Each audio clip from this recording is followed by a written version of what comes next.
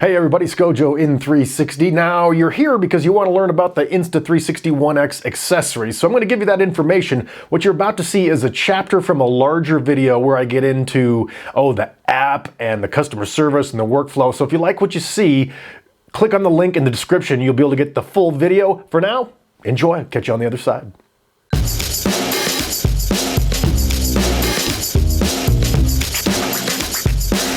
Now let's talk about the accessories for the Insta360 One X.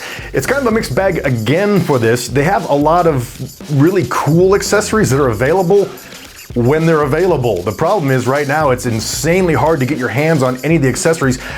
Maybe I'm an idiot, but I bought this thing thinking the accessories would be available like right off the bat, but it's now many months down the line, and I'm lucky to have gotten a venture case. And batteries, forget about it.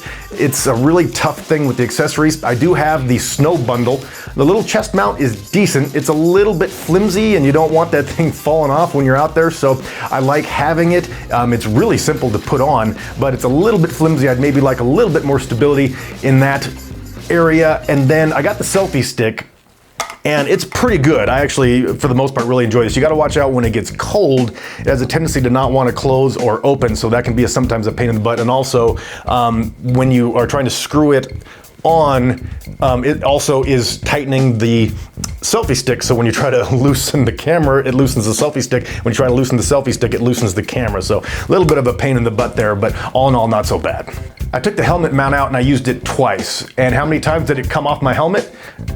Twice. Now, I will admit, it was cold on both occasions. And the second time, I even took super glue and put it on the double-sided goo stuff, and it still came off. So for me personally, the helmet mount is so unpredictable that I'm just plain not gonna count on it. One of the things I really like about this thing is the battery charger. It's small, it's USB chargeable, and also I really like the fact that when you stick the battery in, you have to really click it in there so it's not gonna fall out. As somebody who has to carry these things all over the place, you don't want something where the batteries are easily falling out. Again, this is a thing that if you don't have one, you may not be able to get one for a while. It's kind of one of these things where you can get on a back order list, and if you happen to be near your email when the back order alert shows up, you might be able to get one. But for now, I wouldn't count on being able to get one. You're likely going to have to charge in or actually inside the camera, which almost nullifies the whole reason for having a removable battery. And of course, you're going to want to protect your investment, so you're going to want to look into a venture case. And I was able to get my hands on one of these. And overall, as far as like the size and the way it conforms to the product, it's fantastic. I haven't had any real problems with this. The only problem I've run into with this thing, and I don't know that this is the case's fault, is that when you get it out into a bright environment, you'll notice a ring in your footage. And again, I've only taken it out one time. Don't know if this is something that can be fixed on the other end. I suspect it's not the case's problem, it's just a lighting problem. But if you're gonna get one of these cameras, it's not waterproof and it's not shatterproof, so get yourself a venture case. Overall, my grade for the accessories, I'll give it a good solid B.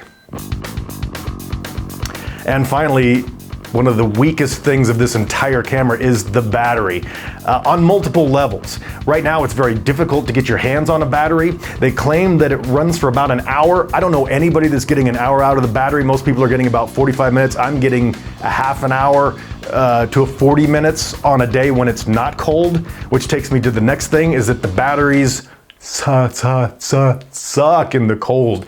I've literally lost footage that just disappeared when the battery died after 5 minutes in the cold, and it really wasn't that cold. Now, the company says that it's rated to 32 degrees and above, but is that really an action camera when you're cutting out all the winter activities for action? The batteries need to be updated. They need something for a lower temperature. I've seen batteries that are bad in the cold. These are the worst in the cold that I've ever seen. Now, there are many workarounds. I do have another video on my channel that talks about how to extend the battery life. I have managed to get it under control, so check out that video if you want to find out how to use the battery in the cold weather.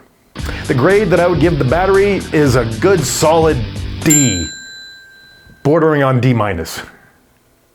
If you have any comments about accessories, good or bad, leave them in the comment section below. And thank you so much for everybody that's been subscribing lately. Things have really been picking up.